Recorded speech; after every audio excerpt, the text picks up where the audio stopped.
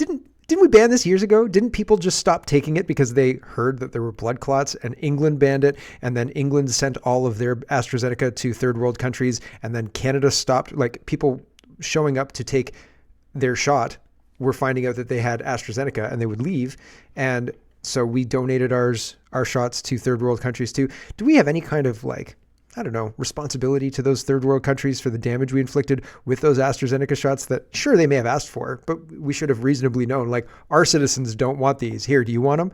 That's probably a bad policy, right? And I said as much at the time. So why haven't these politicians who lied to us when we expressed concern initially, and who now have been proven liars and have damaged people have died, blood clots, all sorts of other stuff. Why are they still in power? How come people haven't been arrested?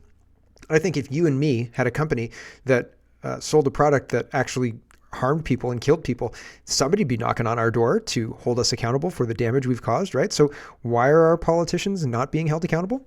Anybody got an answer? Because I've asked and nobody really cares. So that seems weird. The Liberals are accusing Polyev of coming after Canadian charter rights, which is hilarious because they're the ones who've actually trampled all. Like, if you protest this government, they'll send the horses, they'll freeze your bank account without charge or conviction. They'll trample all over your rights. And they're saying, he's going to definitely trample on your rights. Oh yeah? Really? Do tell us more about that, the Liberal government, really. CBC bonuses and Tate. So she's under the hot seat, and I'll show you a bit of that. Saskatchewan is opening up liquor sales. Well, they're just normalizing the liquor license. And so I think that this would be a great CBC show. An Ontario person who's down on his luck moves to Saskatchewan to open a private liquor store. Right? I mean, who wants to write that with me? 3 seasons, 8 episodes each. I'm thinking it'll be like The Office, right? I'm just kidding. Okay, there's lots to get to. Let's get to it. First, we have to start with drugs in BC. I think it would be a good CBC show. Katie says, Public Safety Minister, who cares? Michael Farnsworth from BC says, or Farnworth, BC says, effective today with Health Canada's approval. Oh, goody. I wouldn't have waited for Health Canada's approval. I would have just done it. Like, we're in BC. These are our laws. We're going to instruct our police to do this. Why do we have to wait for Health Canada, who was dragging their feet, according to Larry Brock? Anyway, with Health Canada's approval, says Farnsworth, public drug use is illegal in all public spaces in BC, including in hospitals, on transit, and in parks. Police have the power to compel a person to leave, seize drugs, or make an arrest. So we've seen women in hospitals have to go into the ER for negative effects of somebody else in their room smoking crack, and them and their baby inhaling secondhand crack smoke, and them feeling very upset about this whole thing. We've had people on transit who have been completely passed out. There's been videos, like long drawn out videos of people smoking crack or whatever on public transit all over BC. People are upset about that. Public spaces are taken up. There was a man who asked a guy to stop vaping in front of his daughter, and he was killed immediately, right? And like, this is insane. It's insane that it's taken this long to do something about this, but it has, right? And here's the May 7th press or statement from the Minister of Mental Health and Addictions and the Associate Minister of Health. In 2021, the government of British Columbia requested the launch of a pilot project to help address the overdose crisis, that is one of the most serious and unprecedented public health threats in Canada's recent history. BC has asked that we make amendments to its project, and we are granting BC's request to prohibit possession of controlled substances in public spaces. Everyone deserves to feel safe in their communities. Law enforcement also needs to have additional tools to address issues of public safety when continuing to take compassionate and public health care approach to addressing substance use harms. Working together, we can continue to adopt and adjust our approach to reflect the evidence and what is actually working on the ground. Going forward, we'll continue working hand in hand with all of our partners, including provincial jurisdictions, law enforcement, Indigenous communities, people with lived and living experience, and municipalities across the country at every step of the way. Exemptions will continue to apply in private residence, healthcare clinics designated by the province of BC, places where people are lawfully sheltering, and overdose prevention and drug checking sites. These exemptions shouldn't exist either. By and large, it's harmful. It's a harmful policy that has done damage. And what they've done is fix the bare minimum to get people off their backs, basically. That's not good. Here's Larry Brock talking about the same thing. Trudeau's wacko legalization experiment has led to chaos, crime, and tragedy. BC's plea to reverse this failed policy has gone unheard for 11 days, resulting in 66 overdose deaths. Canadians deserve hope and treatment, not taxpayer-funded drug abuse. And I would agree with that. Here's Larry Brock. The honourable member from Brantford Brant. After 9 years, this Prime Minister is not worth the crime, chaos, drugs, and disorder. This Prime Minister must put a full stop to the legalization of hard drugs like fentanyl, meth, and crack to other cities like Toronto after the failures in British Columbia. The Liberals can accuse us of politicizing, but they're the ones treating Canadians' lives as pawns in their wacko drug experiment. That's right. The most vulnerable Canadians deserve hope and treatment, not more taxpayer-funded hard drugs. Canadians have two choices. They can side with Conservatives in the fight to ban hard drugs and offer recovery for those battling addiction, or legalize smoking meth and fentanyl in parks around kids with this wacko NDP Liberal government. Only common sense Conservatives will end this wacko and deadly experiment. Let's bring our loved ones home. Bring our loved ones. That's weird. That's a weird variation on the branding that the Conservatives are pushing. It's interesting, and I don't think that the Conservatives are necessarily going to fix it. I mean, they're gonna change the drug laws, I think, but fixing it requires just a bit more than changing the drug laws. Moving on, we've got to talk about housing and the invasion ongoing that we're paying for in Canada, and that's not good. Leanne Rood says, in an answer to a question I posed to the government, we learned that the NDP Liberal government is giving 10 times the benefits to illegal border jumpers than it's giving to help Canadian seniors. Disgraceful. So that's not good. If you're a Canadian senior and you've spent your whole life paying taxes and building the country, you get to give your money, your retirement money, to illegals who haven't spent a dime here and who kind of hate this place a whole bunch and its citizens, right? Why would we do that? It makes absolutely no sense. And Wokeness says NBC admits that illegals at the border are no longer just neighboring countries. Before the Biden administration, 9 out of 10 illegals used to originate from the 4 places closest to the United States. Now the majority come from elsewhere. The reporter notes that that many of them are camera shy and run away from him. Well, I wonder why. They're breaking the law, and they understand the implications of that. Johnny says, can you imagine if military-aged American males started to flock into countries bordering China and then began illegally crossing the border? I think Chairman Mao would rise from his grave and smite the lot of them. Kissinger must be laughing himself silly in HE double hockey sticks right now. It's a strange thing to be embroiled in an invasion and a war and not have a leadership structure set up to organize against it. And if you did organize against it, you would be labeled a right-wing, white supremacist, all sorts of different things in order for the government to make it seem like you're the bad guy. And we're going to talk about this a little bit more when we talk about race relations later in the show. But that's the plan. Basically, they want to create a situation where hold on, I wrote it down, so I'm going to say it right now. This is in response to libs of TikTok sharing an announcement by the officials, the governor of New York announcing that they're going to create a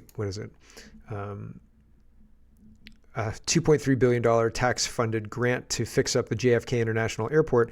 The grant is exclusively for non-white or women-owned businesses. So you can't do that. That's completely illegal and discriminatory.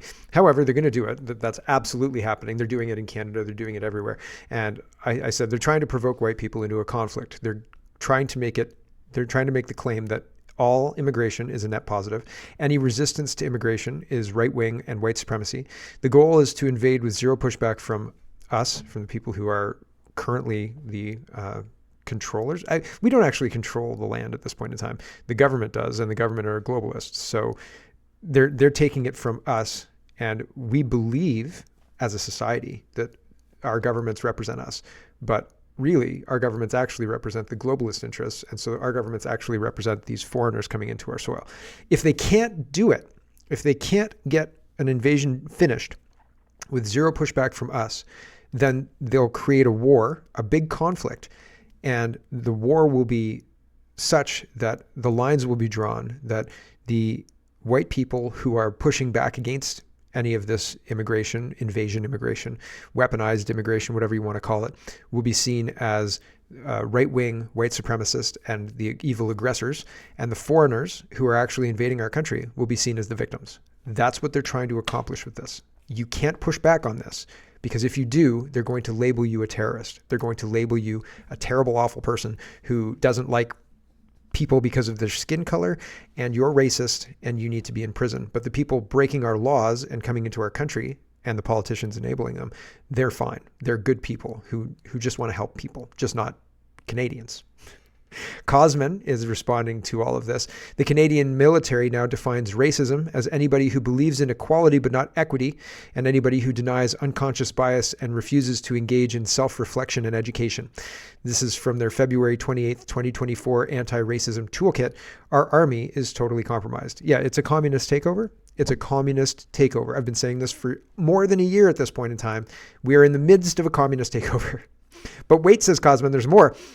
The military put out an anti-racism lexicon of far-right babble to be instilled in members of the Canadian forces. It includes critical race theory, the claim that being colorblind perpetuates racism, decolonization, white fragility, and more. And people are totally oblivious to the fact that these communists, apartheids, have taken over, and the revolution is already taking place. Canada is in for a heck of a ride. Yeah, because it's a war. It's going to be a war, right? DC Drano is responding to the JFK Airport $2.3 billion no white people or women only businesses, right? He's responding to that one. He says, this is what we call racism and sexism. Not to mention the Supreme Court recently established precedent outlawing this woke nonsense. Let the lawsuits begin. So we'll see if there's any kind of lawsuits that are actually going to be impactful and derail all of this. I don't think that it will, but hey, man, I'd love to be wrong. Government officials in New York City announced that they will openly discriminate against white people. This is libs of TikTok talking about this. So this is part of the plan, and they want to provoke white people into a response, or they want to demoralize white people into just accepting it, right? The demoralization is more what it is, although at the same more what that is. Although at the same time, I really feel like they need a war to reset the fiat currency, and they'd be just fine with a civil war to do that. Moving on, we've got a grab bag of governance to look at, and I've got this all set up wrong. Here is Melanie Joly, and gov.exe says, Foreign Affairs Minister Mel Joly accuses India of conspiracy to commit murder by saying the death of Hardeep Singh Nijjar was a plot by Indian agents. You know she means it because she's putting her fingers like this. It's actually quite funny. Here is Melanie Joly talking about how the Indian government is plotting to kill Indians in Canada. Weird. Canada's position has always been... Oh, that's very, very quiet. Hold on a second. Let's turn it up a bit. Here it is. Canada's position has always been clear. Our job is to protect Canadians, and we stand by the allegations that a Canadian was killed on Canadian soil by Indian agents. Now, the investigation by the RCMP is being done. I won't further comment, and no other officials from our government will further comment. What I'm telling, though, on the question of the relationship with India is I think that it's always better when diplomacy remains in private, and Canada will continue to stand by first protecting Canadians, making sure that we also protect our sovereignty, and in the end, also we need to protect our rule of law. Our rule of law. Our rule of law is just a joke. I mean, we don't have rule of law. In addition to not having our laws applied equally across all of the citizens in Canada, Mel Joly is talking about... Oh, sorry, I forgot. Mel Joly is engaging in diplomacy that's not how you do that. And I talked about that previously when this thing all came out. If India did in fact kill an Indian Canadian person in Canada, typically you'd call them up. You wouldn't do it like this. In Canada, for whatever reason, Chrystia Freeland did this too, is trying Twitter diplomacy, and it's blowing up in our faces every single time. And it's crazy. It's crazy. It's not transparent. It's just a crazy way to do diplomacy. You don't accuse publicly other governments of doing that unless you're trying to create a conflict with them, I think. Dan McTeague is responding to Senator Plett. Senator Plett says, we just witnessed the first government leader in the Senate in the history of our country use a government motion to run over the opposition and ram through changes to the rules of the Senate of the Senate chamber. Democracy has never been usurped so badly as it is today. This is a sad day marked by another of the ill-advised decision that forms the Trudeau government legacy. Here is my final speech on the Trudeau government motion 165. So they're changing the Senate rules. And Dan McTeague says, what a new Conservative government faces with a stacked Trudeau Senate. I know what they can do. My bill C-201, Efficiencies Defense, was blocked by Liberal senators who, absent conflict of interest rules, did the bidding for companies affected by legislation passed through the elected House of Commons. So the Senate is unelected, and they are playing games with the House of Commons' ability to do business. And I mean, they've done that all through Trudeau's term, passing internet censorship laws while ignoring removing the carbon tax from farmers and things like that. And that is not acceptable. I think we should probably abolish the Senate completely. Danielle Smith is talking about her new law. I think it's, I can't remember the name of the law, C-20 maybe. Oh yeah, Bill 20. And she's talking about this. It's a new law to protect municipalities from rogue municipal leaders, Sohi and Gondik, and I mean, I can think of many more.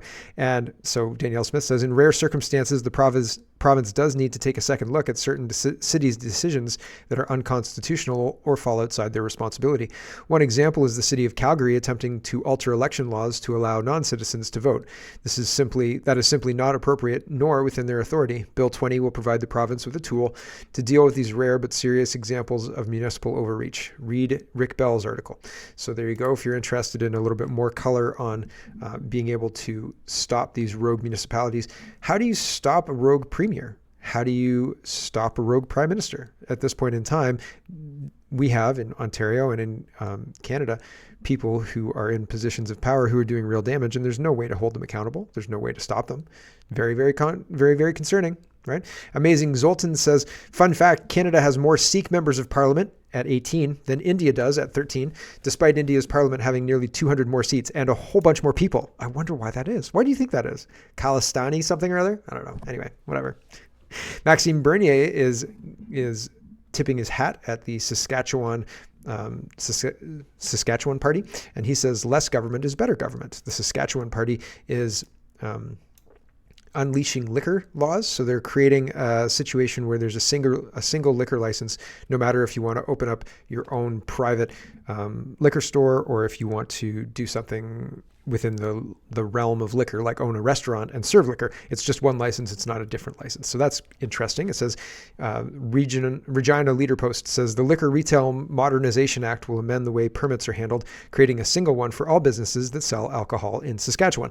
That will apply to existing stores, rural franchises, private liquor stores, and off-sale outlets, as well as new operators entering the market. It looks at the whole retail permitting system and levels the playing field, says McMorris.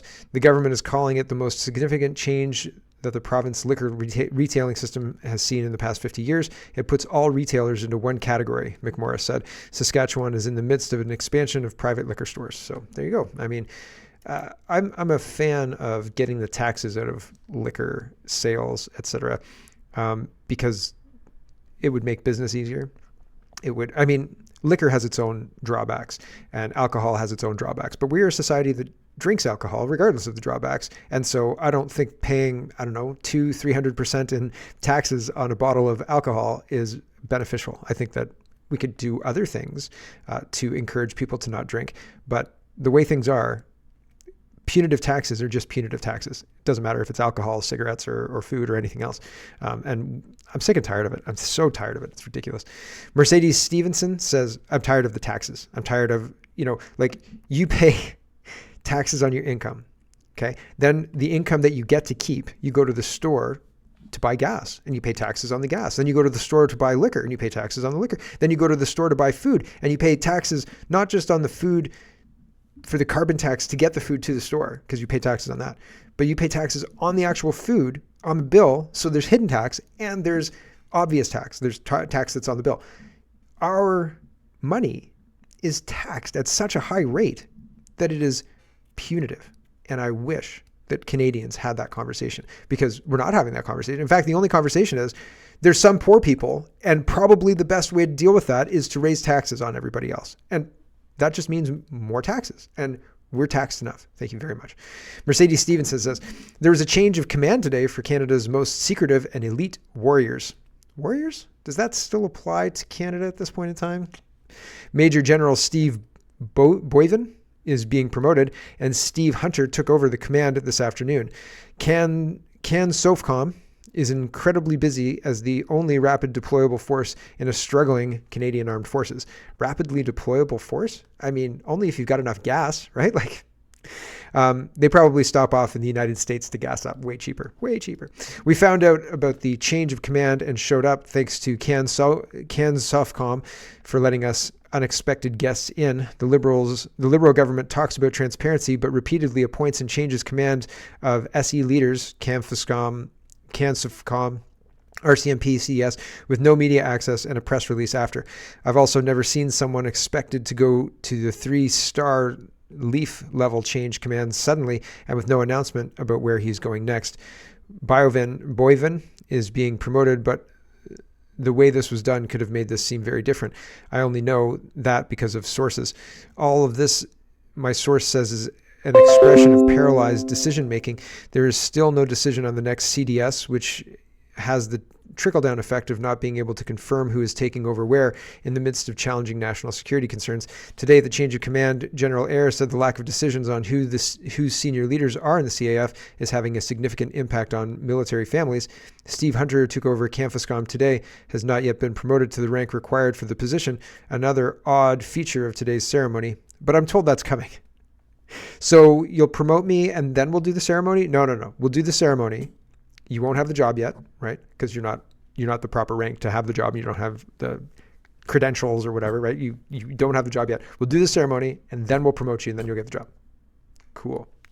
Canada's military, baby. Logistics are number one. We're really good at meetings, apparently. I don't believe them. We'd be terrible at meetings. It would be one of those meetings where you show up and nobody's there. Maybe somebody's milling about, but everybody's kind of late. And then you start the meeting and everybody just starts talking about gossip and nonsense. And you're kind of like, what the heck, right? This is a good meeting. I hate meetings. Dan says, and I mean, there's some meetings that are fine, right? But I used to work in schools and we used to have a staff meeting. And we do Wednesday staff meeting after school. And I'll tell you, that's the worst time to have I'd rather schedule a staff meeting at 7 a.m. than at 4 o'clock in the afternoon. And the 4 o'clock in the afternoon staff meeting has people sitting around telling stories, blah, blah, blah, blah, blah, not talking about the things that we need to talk about. Like, here's an issue. What are the action items? Who's going to do them? Next issue. People would talk about all sorts of other stuff and make a meeting that needed to be 10 or 15 minutes into an hour long. And everybody said, oh, well, we like these hour-long meetings. It's where we all get together and talk about things. What a waste of time. What an absolute waste of time. Efficiency? This is not efficiency. And people aren't interested. They're not interested. Most of the people aren't interested in the gossip conversation. Here's the other thing. Here's the other thing I'll tell you. Did you ever go to school and if somebody was asking a question, instead of asking a question, they would tell a story about how they aligned with some virtue signaling nonsense for about 10 minutes and then ask the question? Like the teacher says, blah, blah, blah. And then a person puts up their hand and the teacher calls on the person and the person tells about how they also did something good like the teacher just told about. And then they had a question about that. Those are the most frustrating things to sit through ever because that person's story has nothing to do with my learning. Maybe you could find a gem in there and the teacher could turn it around. But it happened so much when I was in school that I thought, like, this is such a waste of time. Like, please just give me a video of the lecture so I can fast forward at 2 times speed and I'll get the information and none of this extra nonsense because it's just a waste of time. Waste of time, efficiency. Anyway, logistics is really important and people don't pay any attention to it a lot of the time. Okay, let's talk about carbon taxes. Carbon taxes. Dan, who's a MP, where is he an MP for? I can't remember. MP for Dauphin, Swan River, Neepawa. He's the shadow minister for rural economic development. And he says, Conservatives have passed a motion at the Environmental Committee to obtain the contracts for Trudeau's $8 billion net zero accelerator slush fund. Canada's Environment Commissioner caught the Liberals giving away billions of tax dollars to corporations in the name of emission reductions without knowing if emissions would actually be reduced. You know, the one job of this show is to reduce emissions, and we reduce emissions like nobody else. Money, please. We know the Liberals have been hiding their the funding agreements from Canadians and inflating their emission reporting data. The Environment Commission even revealed the Liberals could be double counting the amount of emissions being reduced. This could be the most expensive cover of Justin Trudeau's government. More to come. And there's so many of these kind of corrupt situations where they're giving money for a result, right? They give money to me and they say, we want you to reduce emissions. And I say, how much do you want me to reduce emissions by? And they say whatever they want. And then I say, okay, I reduced emissions by that much. And I don't have to prove it. They say, oh, our people reported this, right? Because I reported it. And they use that to campaign on, but it's not true. So we'll find out exactly the details of what they're reporting, what they've reported on, right? What they're claiming. They say, oh, we've reduced emissions because of this and this. So we're going to get the nitty gritty.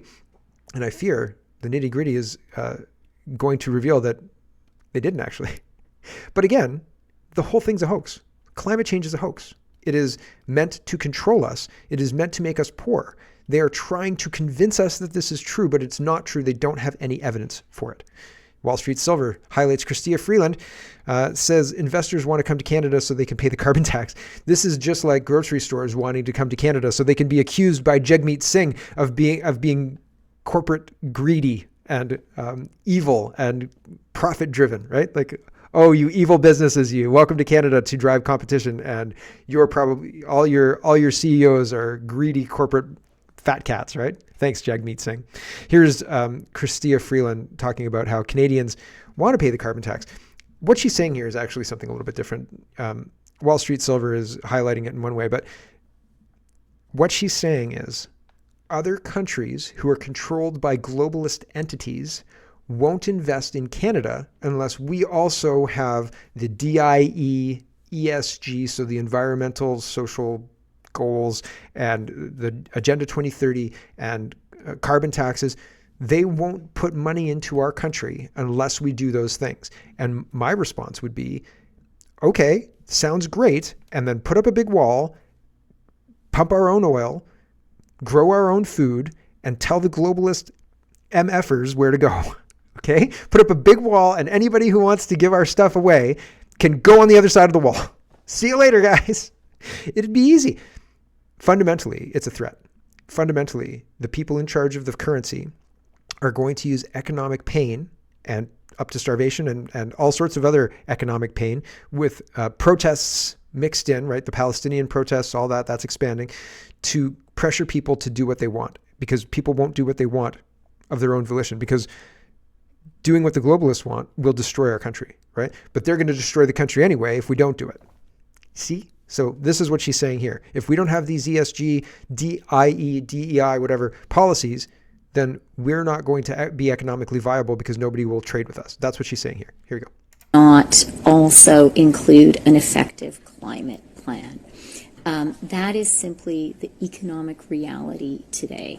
The investments that Canada is attracting today are coming to Canada in large part because foreign investors recognize that we have a price on pollution and we have a strong climate plan.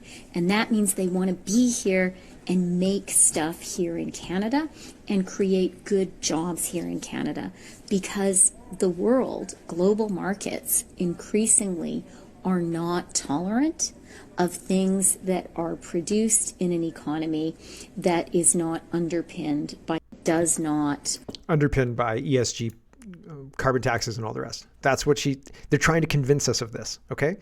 Chrystia Freeland again, climate change is a threat to our communities and our economy, and the cost of inaction would be borne chiefly by young Canadians. This is why we're stepping up to protect Canadians from the effects of extreme weather and growing Canada's clean economy. What they've done to young kids, young adults in Canada, is destroy their ability to afford basics like food, destroy the ability to buy a house, destroy the ability to have children, destroy the ability to afford any kind of real life. And they're saying in order to save Canada from climate change, we have to continue to do what we're doing, which is destroying our country, basically. And that's false, right? Like, they're not helping children. They're not helping young Canadians. They're actively harming them with every single thing they do. And that's bad. That's very, very bad. But Chrystia Freeland is framing it in a different way. Hello, everyone. Thanks very much for watching. This is just a short version of a longer show. If you'd like to get the whole show, you can go over to CanadaPoly.com and sign up for a subscription. Just look in the drop-down tab for Shop and Donate and look for subscriptions, and you'll get immediate access to the full show. Love to see you. Thanks for watching, everybody. Have a wonderful, wonderful